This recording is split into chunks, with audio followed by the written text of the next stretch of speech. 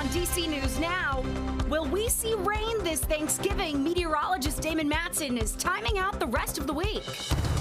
When the Thanksgiving holiday travel rush continues, I'll tell you what you need to know.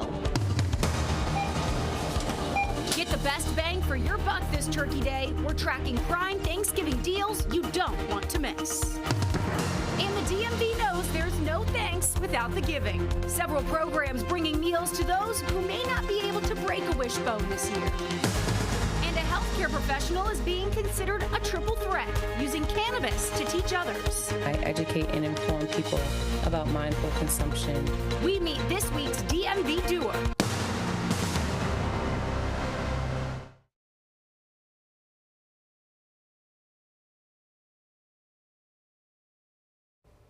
Good afternoon. Thanks so much for joining us for your news at noon. I'm Randy Bass in for Mark Hall this afternoon. We start with breaking news. Montgomery County Police announcing charges against an FBI special agent now accused of sexual assault. Eduardo Valdivia is facing multiple charges, including second-degree rape.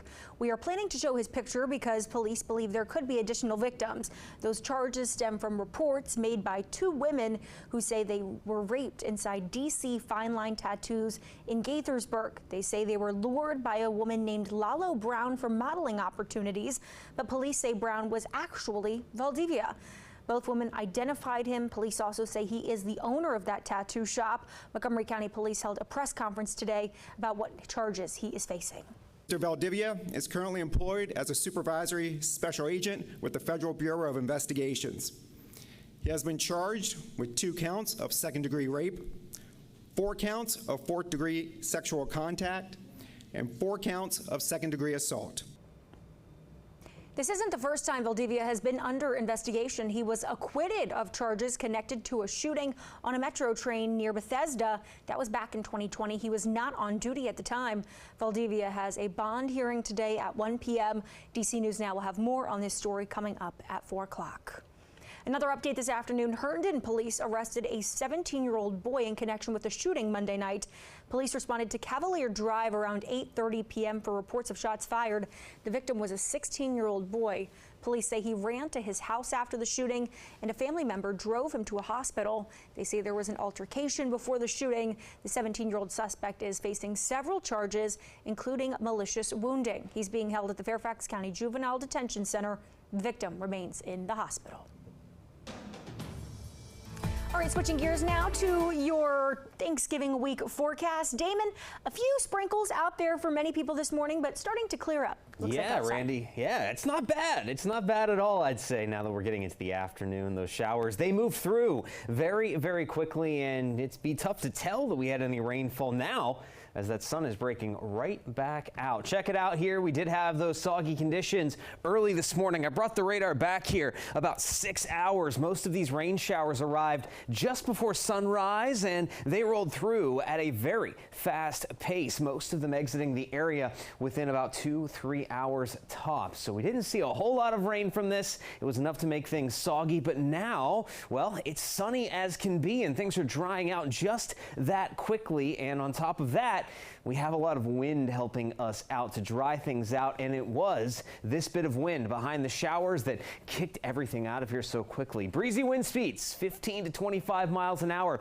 will be common through the rest of the day and keep things moving. Now, despite the wind coming out of the west to northwest, we still do have decently warm temperatures for your afternoon. We're in the upper 50s, lower 60s already. We'll stay there for a little bit longer, but temperatures are expected to drop with a fairly clear sky as we go throughout the late afternoon and then into your Tuesday night. So we kicked one batch of showers out of here, but when should we expect the next round of rain to arrive? Is it going to interrupt your Thanksgiving plans? We'll have a full look at that forecast coming up here in just a bit. All right, Damon, thank you. Today is one of the busiest days for the Thanksgiving holiday as millions of people get ready to board their flights. DC News Now's Yamarisa Say spoke to several passengers about how they're handling the travel rush. Yeah, well, the holiday travel rush continues today, tomorrow, and Sunday are expected to be the busiest travel days this Thanksgiving. Just want a smooth ride, you know, no delays. Get there, come back. Patrick May arrived in Reagan National early Tuesday morning to try to beat the long lines, and he wasn't the only one. I booked the early flight for a reason because I know it gets bad. It's like sometimes, you get delayed or whatever. TSA expects more than 18 million people to travel by air this holiday period, one of the busiest on record. That's a 6% increase compared to last year. TSA says they're prepared to handle the holiday rush. They expect to screen more than 3 million people on Wednesday and Sunday alone. Passengers like Brandon Robinson, also known as Scoop B, says he planned accordingly. It's always better to leave early, especially if you're going to cross country. You prepare accordingly. You pack a couple days before. You kind of get up and about early because probably about afternoon time, probably evening time, it's going to be crazy leaving out of here. As many go through TSA over the next few days, be sure to know what you can and can't take through security. And Always empty your water bottle. They'll get you for that one. with Wednesday and Sunday also expected to be busy travel days, many are hoping it's smooth sailing for their return. I actually plan to beat the rush, so leaving before Sunday, in and out, spending some time with family, doing the whole turkey thing and working and making it happen. I realized I booked the evening flight, so I'm a little bit nervous about that. But beyond that, I'm just hoping for the same going and coming. Now, as for those traveling by car this holiday, AAA does predict that 80 million people will be hitting the road. So whether you're traveling by air or by car, make sure you get out the door early and also have some patience. Reporting in Reagan National, I'm Yalmer Sase, DC News Now. All right, Yamari, thank you. Heads up, though, WMATA is changing services for Thanksgiving Day. The agency says it is going to operate on a reduced schedule for the holiday. According to WMATA, orange, blue, and silver line trains are running every 15 minutes. The red line will operate every 10 minutes. Yellow and green line passengers can expect to get on a train every 8 minutes. The transit system says it will stay open from 7 a.m. to midnight. Turning to Virginia, where a pilot is dead after a plane he was flying from Maryland to New York crashed Sunday. Officials say Suk Kim was taking 3 dogs to a veterinary hospital near Albany. Authorities say 1 dog died, another was found alive with broken legs, and there is 1 dog still missing. The 49-year-old lived in Springfield, Virginia. No word yet on what caused that crash. The FAA is investigating. Developing now, this viral video involving a Prince George's County police officer is the reason some in Maryland are calling for him to be fired. The video shows Francesco Marlette kissing a woman and then getting into the back seat of his cruiser with her. DC News Now's Tim Reed has more on the controversy surrounding that incident. It's disturbing that anyone could get away with this, but as you see with social media, this is all coming to light, so it's definitely a good thing to be able for the public to see. This is the video from last year that sparked outrage among many in Prince George's County. It shows Francesco Marlette kissing a woman before escorting her to the back seat of his police vehicle, then getting inside with her. Well, he's supposed to be representing and protecting and serving the citizens of Prince George's County. And again, that's leaders are supposed to set the example. That was not an example. The Office of Integrity, Compliance, and Police Accountability's Administrative Hearing Board rendered 2 termination orders for Corporal Marlette as part of the 28 counts against him. All recommended disciplinary charges are sent to the police department, but the actual termination would have to come from the police chief. This was a real stain on all of Prince George's County, not just the police department, on our whole county. We can do a much better job.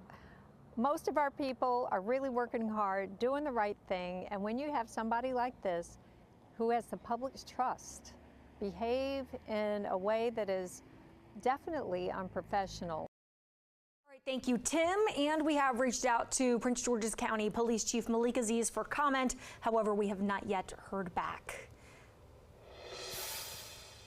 The Washington Nationals are hosting a series of Turkey Palooza giveaways this week. Those kits include a turkey, fresh produce, non-perishable food items, along with winter hats and gloves. The first event is at 3 o'clock today. The team will be doing giveaways at the Nationals Youth Baseball Academy in Southeast, Van Nest Elementary, and KIPP DC Legacy.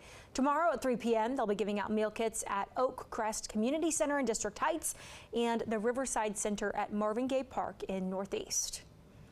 Turning back to Maryland, where a Montgomery County nonprofit is on a mission to make sure families have a warm Thanksgiving meal. DC News Now's Kevon Dupree covers Montgomery County for us and shows us how volunteers are making it all happen. It's a busy day at the So What Else food distribution facility. Volunteers are working hard and moving fast to make sure families have what they need ahead of Thanksgiving. We have clients coming for food appointments.